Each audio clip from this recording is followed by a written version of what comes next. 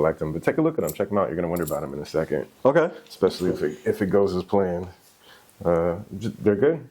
I was in New York recently, and there's a room full of like 20-year-olds, and nobody in the entire room had seen one of these before. Okay. Which I couldn't believe. So now I like to get it out of the way. So here's the whole idea: is to try to make it look like the coins disappear, and then they reappear in the other hand. Okay. But we know they just move so fast; it's physically impossible to see it.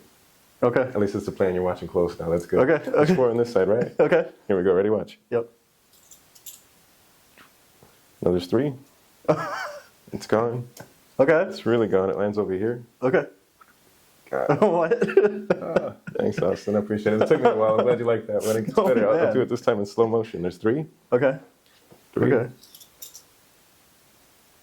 No, there's 2. What? It's really gone. Really gone. It lands over here. Oh. Okay. Sometimes it takes a second. Okay. I got to work on my teleportation. I'll get it down eventually. Here, hold out both your hands like this for me. Okay. Together, like, yeah, Okay. There we go. So we got 2 and 2, right? Yep. It's a trick question. I like to throw it out for fun every once in a while. I'll hold my hand over yours. I'll squeeze onto these 2. Okay. I'll actually hold them open like this. Okay. You got to watch. You hear it, right? What? There's 3 now. Yeah. No, I got 3. One time I did this part, there was somebody behind me. They thought I was throwing them up one sleeve and they were coming out the other. Okay. Tried to convince them that that'd be cool in itself. Yeah. But I didn't win that debate. Here, hold out your hands like this for me one more time. Okay. A little further. Like Okay. you're going to do the trick for me. Are you right or left-handed? Right-handed. Would you mind standing? Wait, actually, with the pull side of the frame on it. Never mind. Here, so 4 on this side, right? Okay. Hold on to these really tight into a fist, real tight. Okay. Close that hand into a fist too. Awesome. Before everything was happening in my hands, Yeah. so it was probably sleight of hand. Okay. Okay, it was sleight of hand. But this would be something a little different. Wouldn't it? Okay. I think so. Yeah. Something to remember. I hope. Are you ready? Yeah. Here we go. Yeah. Okay. I don't expect you to believe me, Yeah. but slowly open up your right hand. Can you see? Okay. Oh, there's only 3. Yeah. Okay. 2, 3 coins. Yeah. One of them is missing. You put 4 in there. The suspense is getting to me. Yeah. Slowly open up your left hand. Okay. Sometimes it takes a second. Time and space, space and Okay. time. Wi-Fi. Is that a smartwatch? Yeah. You're not going to believe this. Slowly turn your hand over.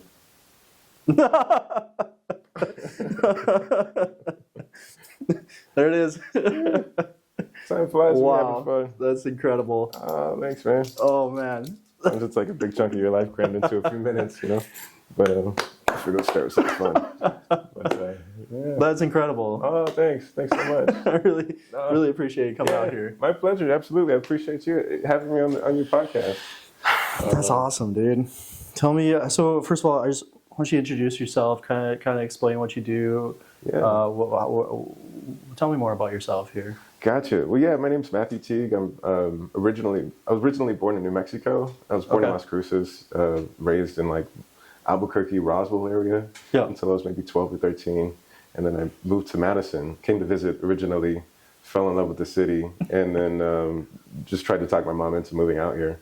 She moved out for a short period of time, but she couldn't handle the weather. Like the winters were too extreme for her. Okay. So we moved back, and I eventually moved back out here, like 17, 18, and kind of started my story out here. And yeah, I always had kind of magic going on in my life since I was like pretty young. My grandpa used to do magic tricks for all the grandkids, so we thought magic was cool. And then when I was 12, I saw a magician who blew my mind in Albuquerque, New Mexico. Yeah. And then from that day on, I was like just obsessed with the art of sleight of hand and just magic and illusion. Yeah, so it started from a really young age, and then slowly developed into where you're at now. Yeah. That's incredible. Tell me about that process. Tell me about that journey.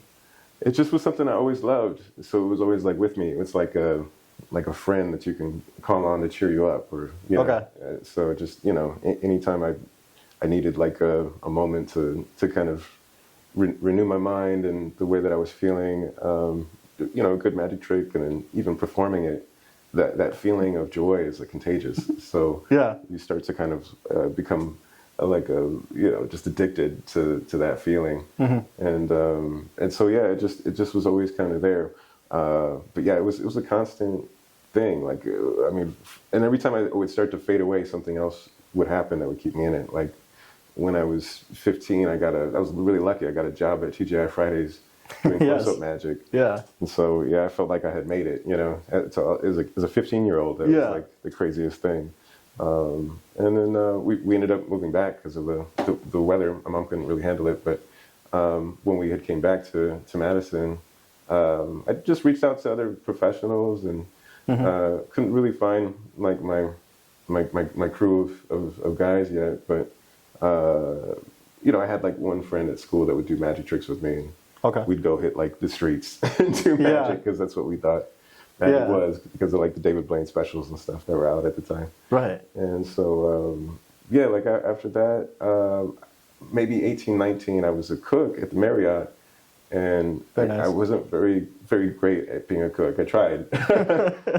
Yep. But they, you know, they'd hired me, and it was interesting because I didn't know about the magic community at large. Yeah. I had a big convention there one day. And so my buddies were like, hey, you know, there's a big magic conference here today. And I'm like, what are you talking about? And they're like, a bunch of magicians. Like, you guys are messing with me for sure. Because they knew I was a magician because I kind of got the job doing magic tricks a little bit, you know, like, I mean, it was kind of part of the reason why I got a chance, I think, you know. So I went and checked it out, and sure enough, it was a real deal. And, you know, I entered the competition, didn't know what was going on, but they were really complimentary. But it was funny because it was like, you know, how do you guys think I did? You know, and we're like, yeah, I mean, you know, you can't like place or anything because, you know, we know you didn't, you snuck in, right? I was like, oh, I'm sorry, I got so caught up in the energy of, you know, the magic. I like, you know? Yeah. So the next year, I of course made sure I took care of business first. And, did it the right way, but yeah, so that was kind of like the beginning of like, wait, people do this for professionally, and like being exposed to that world a little bit, and so yeah, I mean, from there was just like another step, like from there, I think I started working at a magic shop in Madison, Wisconsin. They hired me to like manage it. What was the name of that shop? It was called How'd You Do That? How'd you do that? Yeah. Interesting. Yeah. So it was like a kiosk in the mall. People would walk by and, you know, you'd show them a magic trick. And, kid in candy store. Yeah. Kids would come up, buy magic sets for Christmas and that kind of stuff. And so it was a ton of fun. I had a great time performing magic there. Sometimes I'd even do magic I didn't sell just because I was having so much fun. Like I remember for a while I was taking watches a lot and like making them reappear in a watch kiosk. Because I kind of knew the girl that worked at the watch kiosk, you know, telling myself. But it was funny because I couldn't get a crowd for like a month, and I was like, "What is happening? Like this is insane!" Like I've been you know, it was so easy before. Yeah. And I'm sitting in the food court one day, and I'm overhearing the security guards, and they're talking to each other, and they're like, "Hey, by the way, you got to watch out for the magician. You know, he'll take your watch." And then they're like, "Okay, cool, thanks, bye." And then they walk. I'm like, guys, you know you got to tell him I give it back, right? Like, you know, you're just letting people think I'm a thief, you know? Like, what are you doing? So yeah, like after that, you know, it was like we cracked what was happening, and you know, they made sure they told them it was part of the show. Then I found out about a world competition in Las Vegas from the magic shop because magicians were coming in all the time. Yeah. And so I went to Vegas with like $1 in a dream in my early 20s. Okay. And that like trip didn't quite go as I planned, but it was good for me in the long run for sure. Tell me more about that. It was intense. There was like maybe I was supposed to be there for like 2 weeks. Okay. And I was supposed to go visit a friend of mine who I had known for years, and he was like, "You just come stay with me, and you'll get established in Vegas a little bit, and kind of see if it's somewhere you want to move." Oh man, that sounds amazing. So you know, I come out to visit. As soon as I land, crickets. Like I can't get a hold of this guy. And so, you know, I have enough to, you know, pay for a hotel for maybe a week and a half or so. But then all of a sudden, this magic convention comes in town, and it's not a magic show convention. It's a magic fashion competition. Okay. That like took over all of downtown, like that whole area of Vegas. Yeah. And they had booked up all the rooms. So the rooms went from like $150 to like $500 overnight. Yeah. So I had enough for like 4 nights. And then I was like homeless in Las Vegas for like a week and a half. It was really wild, super unreal. Yeah, truly, it was. You know, I didn't have a place to stay, so that was. It was a unbelievable, you know, thing of like, okay, I got to plan it out a little better and make sure I've got backup plans just in case. But during that period of time, I met a lot of really great magicians, and they were really super helpful towards me because they also could see like how dedicated I was, obviously. Yeah. And so like the next year, So the next year when I came back, I got like third place in the world competition. Yeah. So it sounds like Las Vegas is like a hot spot for magicians. Are there any other areas around that you know of that are kind of like a hot spot for magic? Yeah, Vegas has always been kind of like a mecca, but right now there's getting to be more all the time. Magic is like reaching a new golden era, I think. Just because when I was younger, there was maybe 1 or 2 magic specials a year. Right now, there's I think like 11 magic specials on television. Like there's even stuff that I was on from like years ago. It's still on TV. It's like it's real. Yeah, there's a lot of magic on TV. So it's like a different time for sure. So LA is a real big hotspot because of a place called the Magic Castle. Yeah. It's always kind of been a big hotspot for magic. Magic Castle is like almost like a secret club that is dedicated to the advancement of the art of magic. So they bring in magicians from all around the world, and they spend a week there working on an act. And basically, there's magicians from all around, and we all try to, they all try to help each other. So that's really interesting. Can you talk more about that? It's just become kind of like one of the few places where you can really like showcase and develop your stuff, because you're also being watched by other people that kind of know a bit about magic. Yeah. And it's one of the few places where you can perform multiple times in a night, back to back. So you're doing like 3 shows a night, 7 days a week. It's so much easier to rework the show if you're doing it like that back to back versus doing it once or twice, once a week. So a lot of guys will go there and like have their ticketed run that they want to do, and they'll take chunks of it and try to really work it out there. And then, ask the guys like, hey, like any suggestions? Like, what do you think? That's really interesting. So it sounds like, so as a magician, you're not going to want to give away all your secrets, right? Right, That's kind of so it sounds like this industry is like a really kind of tight, close, like you almost need an in. You know what I mean? Like you almost need to be invited into it. Is that kind of how it goes? Like it's kind of, I don't know how to explain it. Yeah. I mean, that's how you would think it's how I think it should be kind of. You kind of got to earn your way into it, but I don't know if it's like that really much anymore. I think knowledge is much more available than it ever has been. So I guess in terms of like gatekeeping, or something like that. You know? I mean, there's probably, I think, magicians who look at it the same way, and so then they just tend to work together more because they have a tendency to look at it as an art, as something that they really. It's not just like a craft; it's just trivial, but like something they think can sometimes be beautiful or like sacred in some way, It is, absolutely. And so, I mean, and I think even when you're exploring being an artist, I think you have to go back and forth in that aspect, because if you're too sacred about it, you never try stuff. Right. But yeah, so I think you end up around other magicians or other people who see the art that way or look at it that way, that have that kind of compassion for it. So that's kind of like and that kind of becomes a brain trust, because then we have we have people that we believe are gonna like have integrity with their ideas.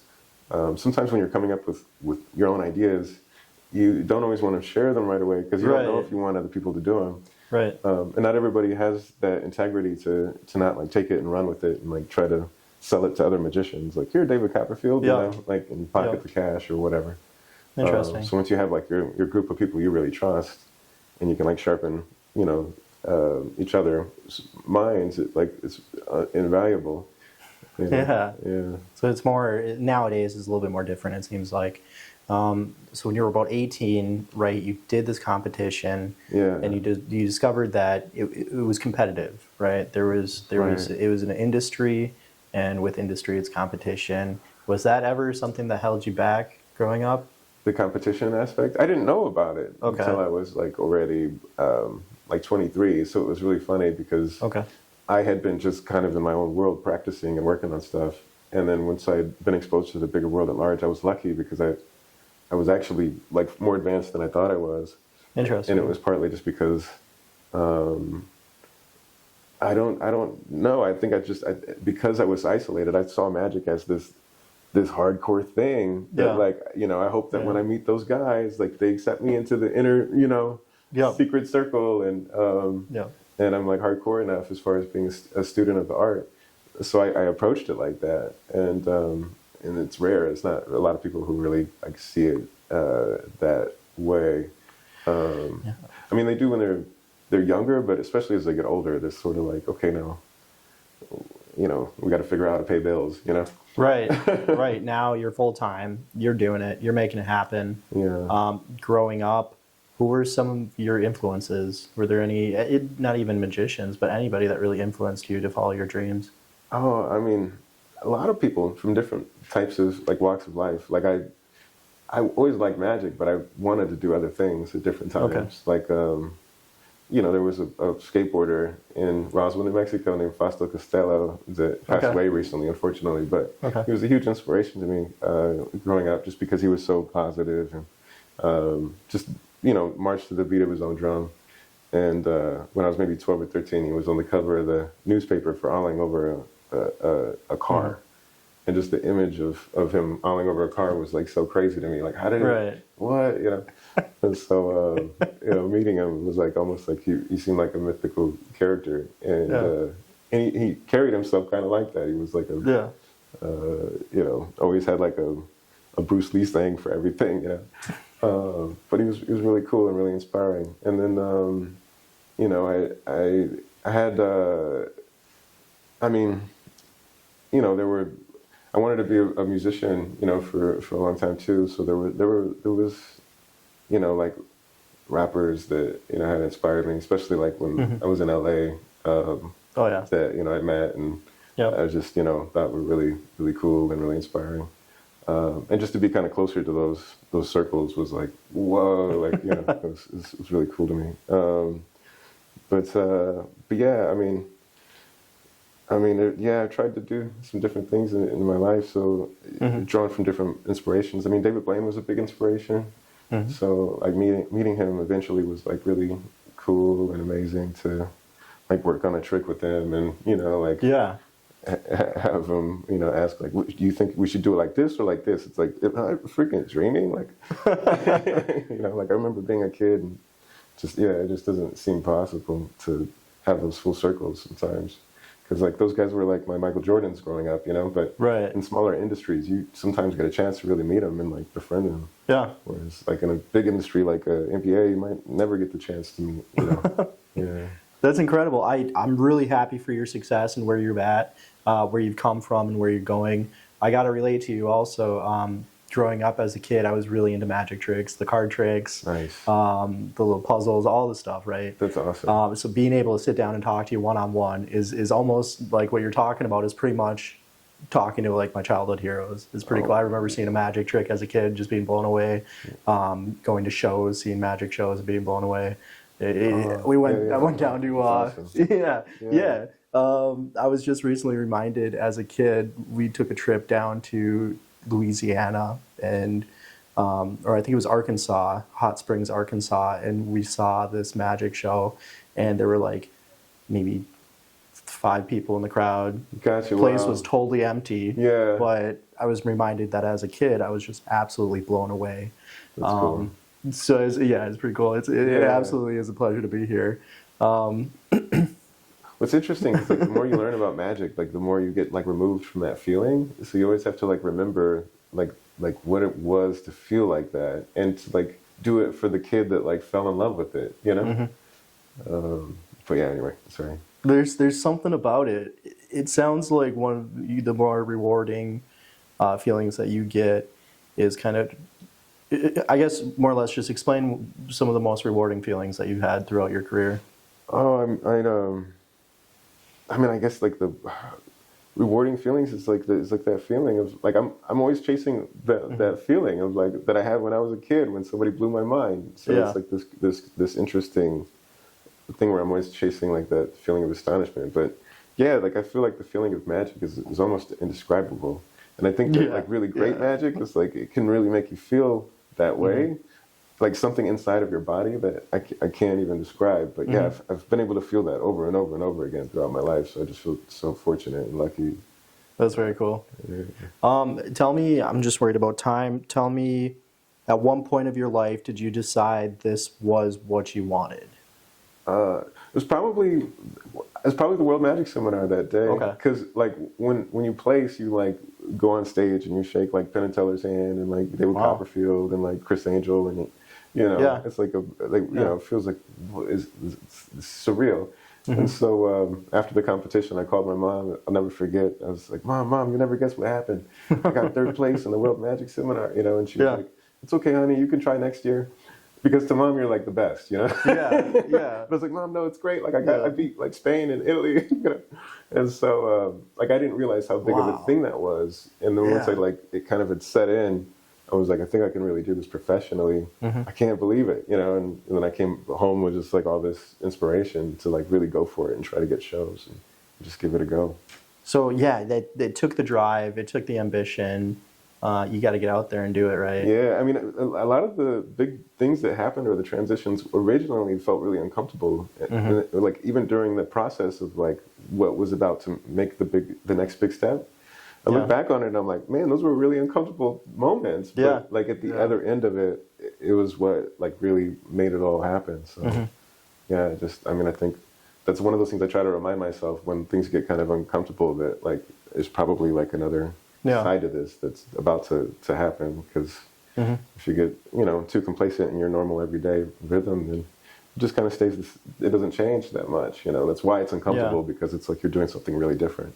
Is that one of the kind of concerns that you're kind of focusing on now? Is not being too complacent, switching it up, coming up with new material? What are some of the challenges that you're going through right now compared to first getting into it? I mean, it's interesting because when you're first getting into it, you're kind of like just like you're ready to do whatever and take whatever. Like right now, part of it is because like I have like more of a resume.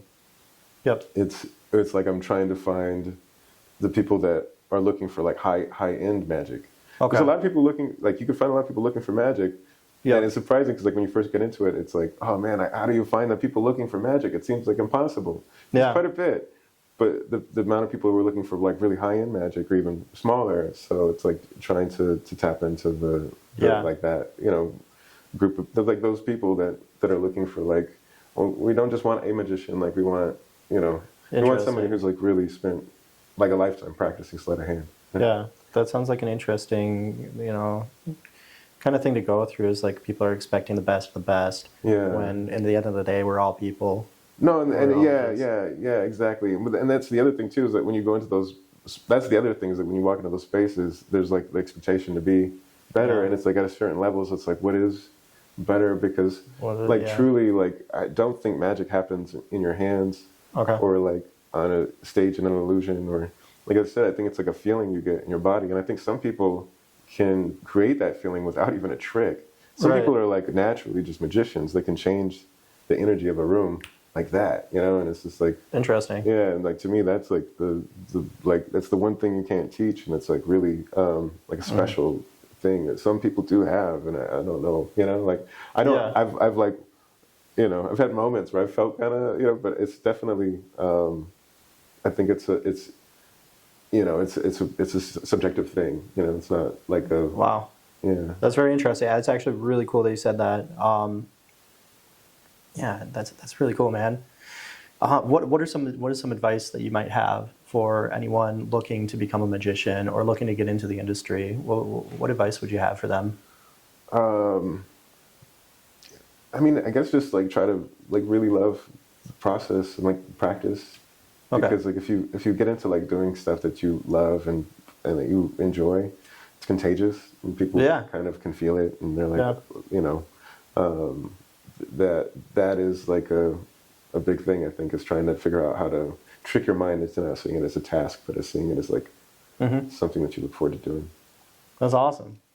That's awesome. Is there anything else you want to add?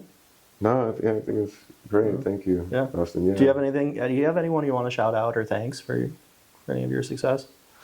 I mean, my family, my mom, my brother, Ryan Teague. My son, Hezekiah Teague. Just family is like really important, and without their support, it wouldn't be possible for me to do what I'm doing. Excellent. Yeah. Well, I'm happy for you. I'm really happy for your success, and I'm excited to see where it leads you. Oh, thanks. So man. I hope we can stay in touch, and it's been a pleasure talking with you here. Me too. Absolute pleasure meeting you. My pleasure. Absolutely. Thank you, sir.